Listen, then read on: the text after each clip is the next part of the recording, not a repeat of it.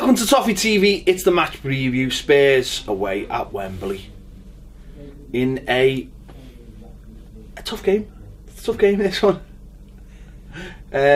Obviously we've lost 3 in a row, and this could be 4 if we're not careful. Spurs are a good side, a very, very good side. Although, you know, people talked about their home record this season and having problems at Wembley. They've done quite well so far, I would say. The odd draw against teams they probably should have beat. Obviously they were beaten by Chelsea there, but when you look at the teams they have beaten, destroyed Liverpool there, battered Real Madrid there, you know, they've done alright. They're a decent side. Very good side. And you're right, it could well be 4 on the spin for Everton, but you know, these are still, I mean, Arsenal come down and spanked us at Goodison, but we were in disarray that day.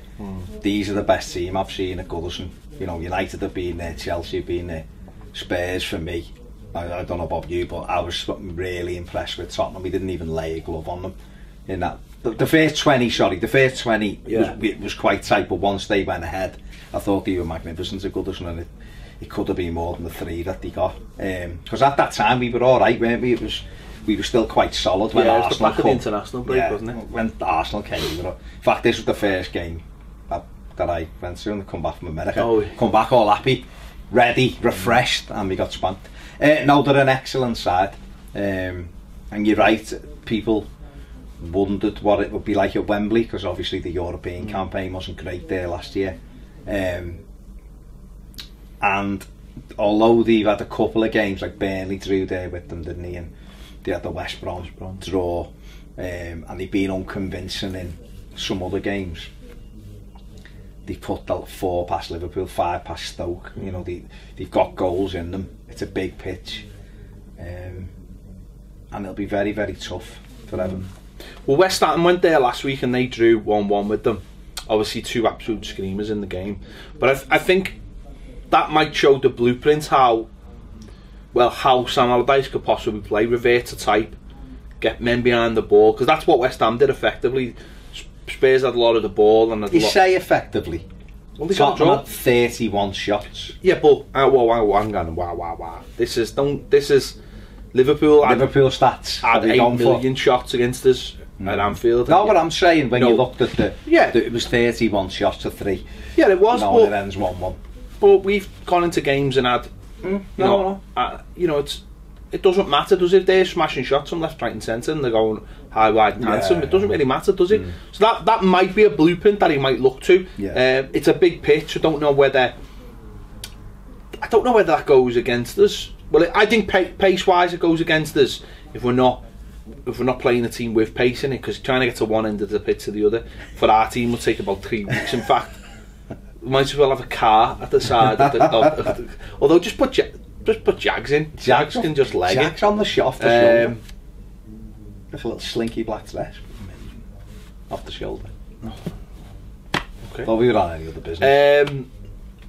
That might be the way. That might be the way to look at it. Although, you know, coming off the back of the game again at Anfield, maybe if we have got a couple of more players, with James McCarthy having another week training and resting, and Balassi having another week, and what he saw from Lookman, if you liked what he saw, and maybe you'll think, well, we've got a couple more players now, we can be that little bit more expansive, and we don't need to fear them as much, even though you do have to fear them. But what I mean by that is,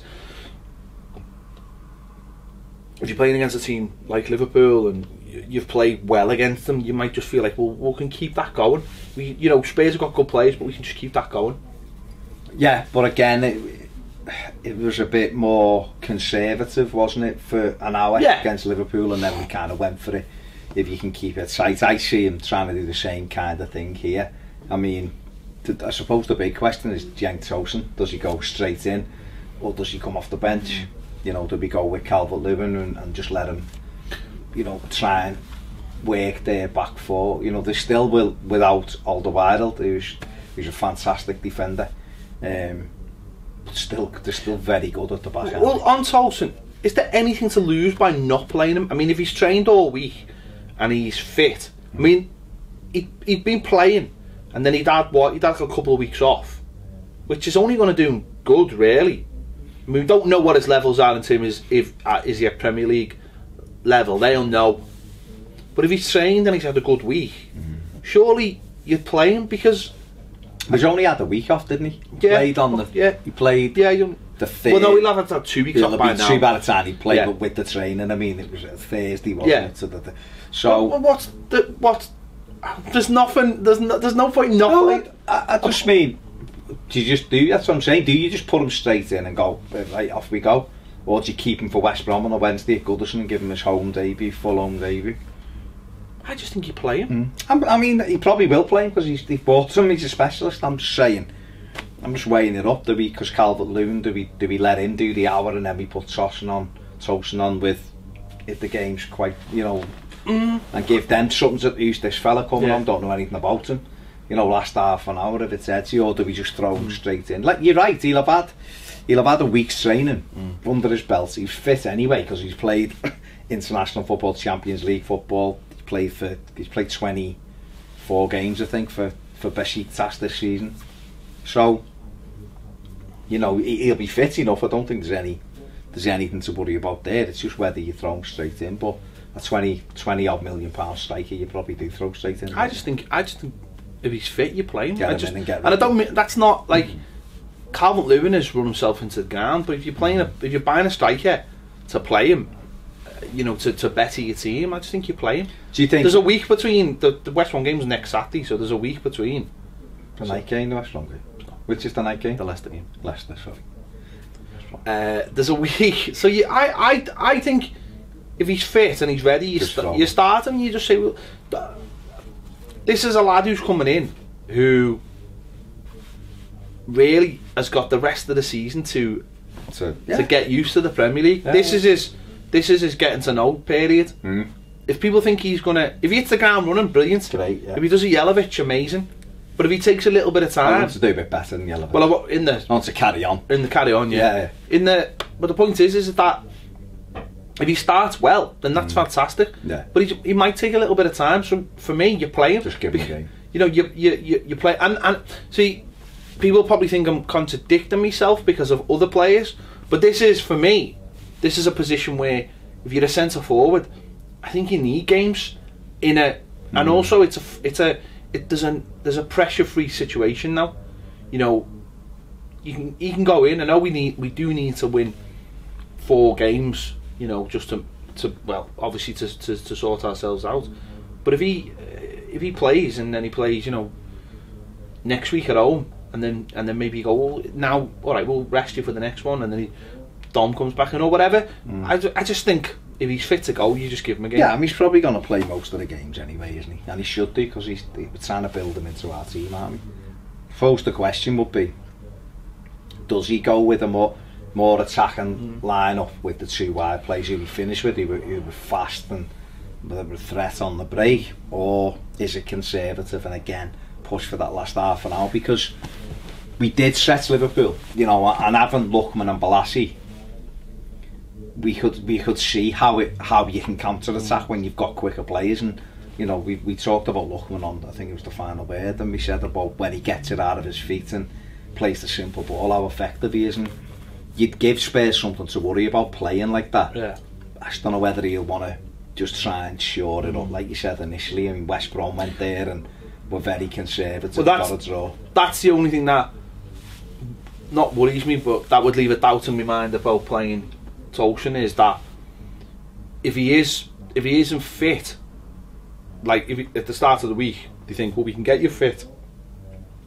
Tactically, was that go against them? Because if we do play in that kind of way, in a more of a defensive way, the centre forward is going to have to know that role, what Dom's been doing. Because some people probably think he doesn't do anything, but he works really, really hard just to buy players time in midfield to join up, and I think that's a really key role. But that's what I was going back to saying about the derby, where I said about when Nias came on. He didn't offer that. No. He tried to join in, and that let them step up 5 yards. Where I think Dom just keeps the defence on the back foot at least to just try and let the midfield join in. And I think that's the only thing about Tosin, is if he comes in and doesn't know that role, that might be where you go, well, yeah, sit on the bench, watch what he's doing. But if you watch and I know we've been burnt many a time by watching clips on YouTube and everything else, but if you watch, even in that game that a lot of Evertonians sat down and watched over Christmas, he does link the play very well, gets hold of it, he's strong, he lays it off, and he'll link it a lot better than what Dom will do at the moment. No, I think he will. The game. I think he will. But what I mean in terms of if you don't think he's up to the levels, then maybe a lot of the training this week will be trying to get him up to those levels. So tactically, you mightn't join in as much on those other elements. So it might be where you go, well, I'll tell you what, once you're at that level, or you're a bit closer, but then we'll dip you into the first division. It might be that this game might come too quickly for him, just in terms of his fitness and knowing what his job is. It'd be like you say, the last half an hour. Maybe, yeah. Come off the bench and then centre backs are thinking, but who's this fella? What does he do? What runs does he make? Is he decent in the air? Does he want to tear me? Does he want to play on the shoulder?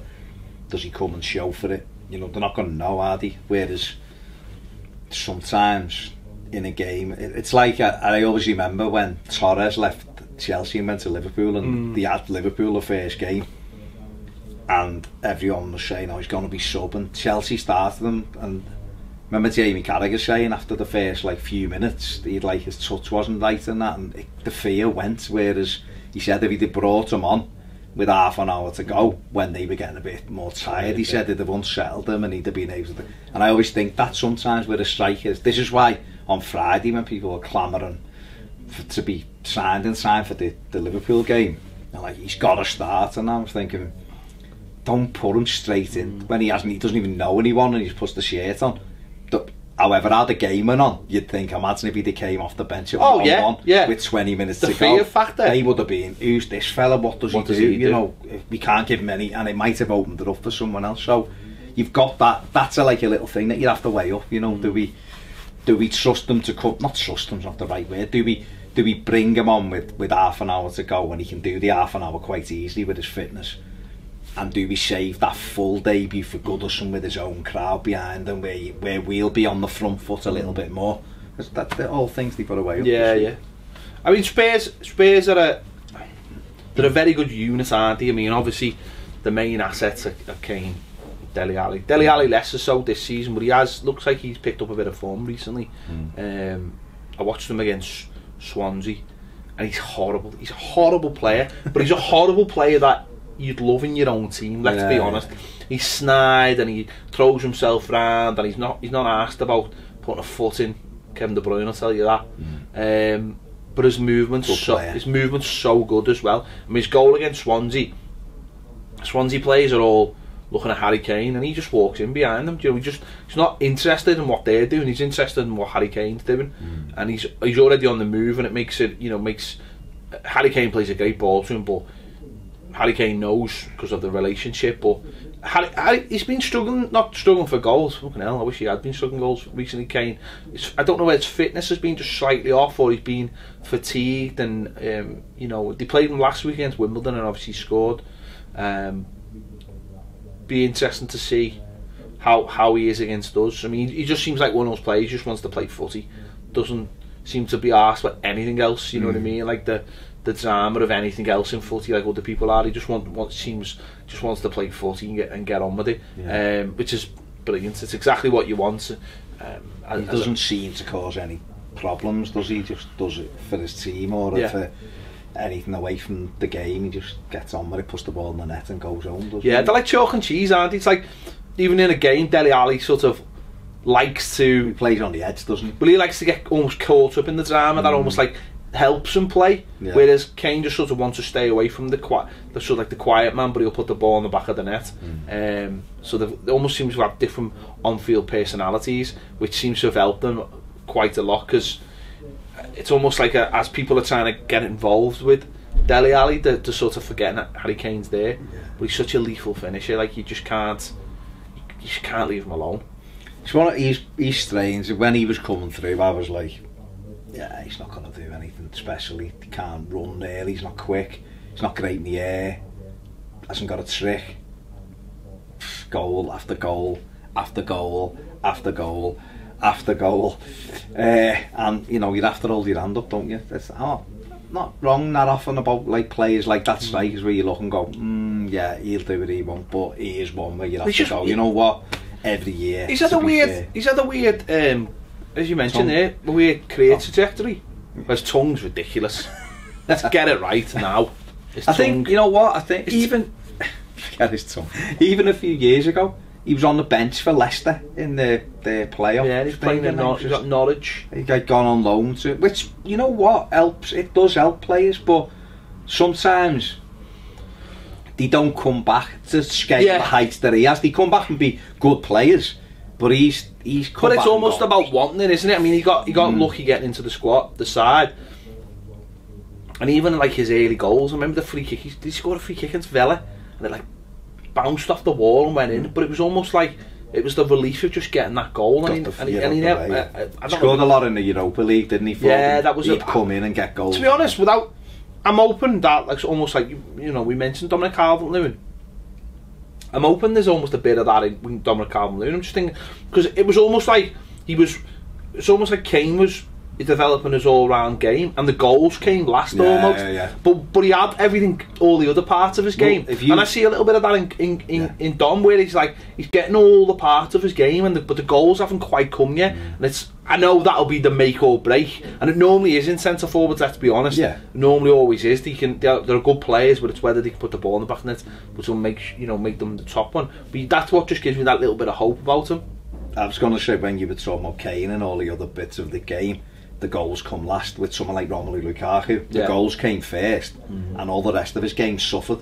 Because I remember his coach saying it in Belgium when he was 16, because he was scoring goals immediately. He didn't work on the rest of his game. He didn't have to, because he was putting the ball in the net, and no one's ever done that. Where with Kane, like you say, the goals weren't as free flowing, so his hold up play was better and different aspects. And you're right about, I suppose, about the likes of Calvert-Lewin, whereas if he's doing everything else, developing other parts of his game, you hope that it clicks and then the goals do come. Maybe going on all those loans sort of help them out, just sort of get a perspective on the game. And whereas, like you said, some players go the wrong way with that, and they're unsettled and they don't settle down. And whereas Kane's come back to Tottenham, just got a perspective, and the opportunities have risen as well. Like you said, he played loads of games in the Europa League and scored. That gave him the opportunity.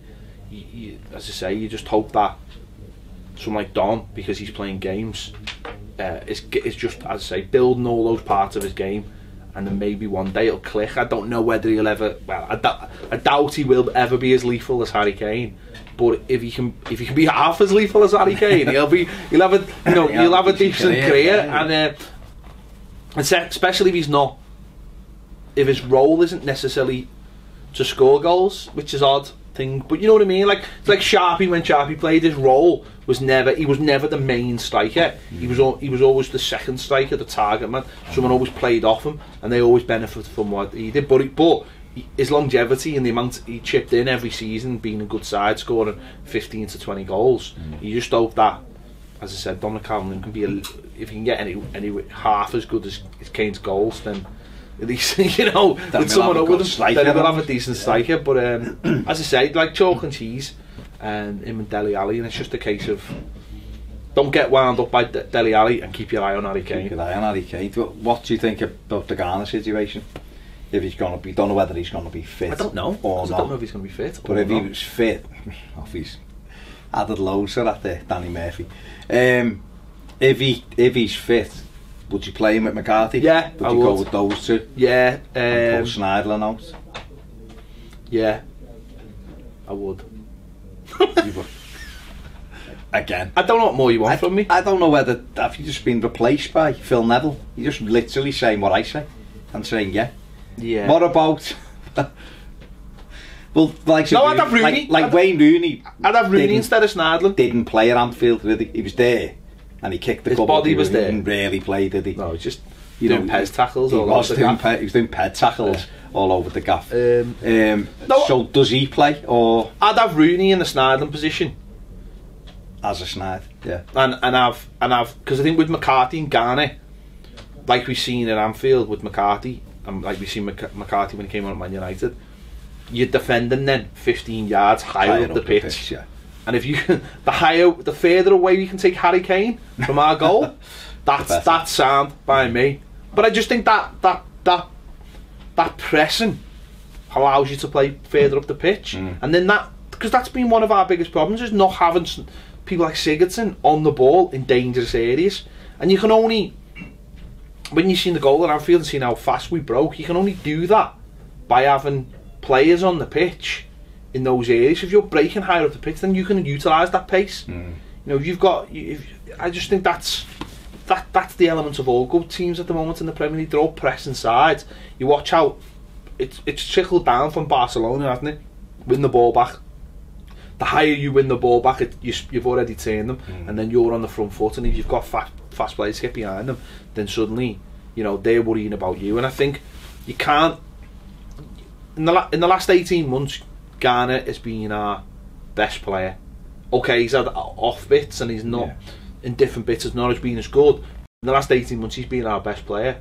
But you look at McCarthy and you just think, if you get McCarthy, you know, circa his first season, you've got someone who's got to play in the side, because he just adds a bite and he adds a pace. It's not like a running around the pitch. It's just he gets things quicker. He does. He wins the tackle and gives it, and there's no messing about. Whereas you look at someone Sneijder, they want to hold on to the ball and look at every option on the pitch. McCarthy just has a very, very small window that picture he's already painted in his head. There's the ball, I win it and I give it and we go. And I just think that helps the whole team. I just think that helps the team move faster, because we're just too slow. I think if you Sneijder said it before, if he was in someone like Liverpool or who were a quick side, when he'd got everyone flying, he'd thrive, because they can take the ball, he just wins it. But with us, because we're not naturally a quick side, are we? So him slowing it down even more just means we have to play in front of teams. And but what I like about that is that whatever you say about Rooney, what you can't take away from Rooney is the picture he's already got in his head of the pitch. He just, if you've got someone like McCarthy and you give it to Rooney, then Rooney's already on the go, and he's already seen what's going on. He already knows what that ball is. Whereas Sneijder wants to take a touch, and he slowed the game right down, and you've already allowed the team to get back. And that's you can't do that in the Premier League. Whereas what you said about Sneijder, which was one of the reasons that he wasn't playing well, is because he didn't have someone to just give the ball to, like a Ross Barkley, who would take the ball up the pitch. We don't have anyone like that in the team. So he suddenly had to change the way he plays, and now he's got to play to people who are also probably just standing still. Yeah. So that everything's just gone to a stop. And I think that's really cost us this season. I think McCarthy just injects that pace, having Rooney in there. You know, whether he's fit enough or he's got the right mental attitude, will just allow us to play a little bit more. So I'd definitely play the pair of them. But I wouldn't play the three of them. Okay. But I fear that he might, because he might think that Garner's fit and McCarthy's fit, as neither of them were at Bournemouth. Yeah. Then that might allow him to play the way he wants it. But then he might have, if he's got Balassi who's a little bit fitter, and even a Lookman who's a little bit fitter, that might mean those two lads can play then. But I don't know which way he'll go. Because I suppose if you've got the three as an actress, and then you've got three attackers, it kind of. But I don't think kind of get round it. I don't know if three attackers will be enough. But then Sigurdsson needs to play. Yeah. So that's why one like Lookman won't play. But no, I don't mind Lookman not playing. No. But I want him coming off the bench. Yeah. I don't mind him. Like you just spoke about before. Yeah. Lookman is a threat who comes off the bench. If you play against him, Lookman for me is the kind of player that in the first 5 to 10 minutes you know whether he's on it or not. And like you said before about what you saying about Carragher and Torres, is that he can come off the bench and actually affect the game. Whereas if he starts the game and he comes up against someone who's sharp, I think Lookman's the kind of kid who'll just put his head down and that's it then. So you're going to get an hour out of him, but it's not going to be very good hour. Whereas if you put him in the last half an hour, this is what Lookman's role should be in the team at the moment. Where he's been at the club now for a year, and he should have almost perfected this role, coming off the bench. We've seen it in his second game, or did he start at Palace? No, we come No, he come off the bench, and he tormented them. Yeah. And he allowed us to keep them on the back foot for the last 20 minutes. And that should be his role in the team now. Coming on and saying to him, listen, just pick the ball up and run into space. Don't try and take people on. Run into space and make them all chase after you. He'll leave them all, he'll leave them all behind. Especially Wembley, big pitch. Once he's gone past one, it's a big space, isn't it? You know, as he proved the other night. But being accessible, like you say, these are a very, very good side. They're very compact, big side, physical side. So we'll have to watch. And Eriksen's just absolutely fantastic footballer, isn't he? So there's a lot of people you have to look out for, as you do when you're playing good sides. I will be honest though, I hope we have more shots, because I just don't fancy Lloris. I think he's always got a mistake in him. Or he makes some great saves, but I think he's always got a. I think he's on the turn. He's like that milk that's been in the fridge. That's been there for ages. And go, it's on the date. You have a sniff and you go. You know what it is? It's not always a sniff either. You know, the first signs you put in, and there starts to be a few white dots on the top. The sniff mightn't have got you, but the flakes, white dots, little flakes, the white dots are the ones. When it turns into yoghurt, no, well, it's gone then. It's Tim Howard then. When it's yoghurt, well, it's full Howard. He might as well have been E. coli. That's how much he turned. What? Tough game. He was full on. Tough game. Let's have some shots. No, I do. I do think he's on. I think. Can anyone blammer it like Obiang? That's what I'm not. Sigurdsson can. Then Sigurdsson from the halfway line on sight at Lloris. His no. advice. I do think he's actually more dodgy off crosses. So put crosses in. Get Jenk in there. Blassie flying in. Jenk. Be all right. The big German fella up front. Well, you say he's Turkish. Well, he is Turkish. He plays for internationally. Turkey. He's exactly. Isn't his family Turkish? Okay, leave it at that. Big Jenk, hat-trick. Let's just try and get through this. This is one of those games. Can we just try and get through this game, and then let's just go and win it? Yeah, go and win it. I'm not asked anymore. Just go and win it. Just go at it. Just play. And then should play matador football. Back to Martinez days then. Just go at them. Just play. Don't do that. Play pressure-free football. Just go and batter them. Go and batter Spurs 2-1. Yeah. That's our batter. Go and batter them 1-1. And that'll do us. Anyway, let us know your thoughts in the comments. Are you confident, and do you think our new signing Cenk Tosun should start this game against Spurs? Let us know your thoughts in the comments. Don't forget, if you haven't already subscribed, please do. Click the bell for alerts, and if you want more videos, join us on Patreon. We'll see you later. Always check your milk.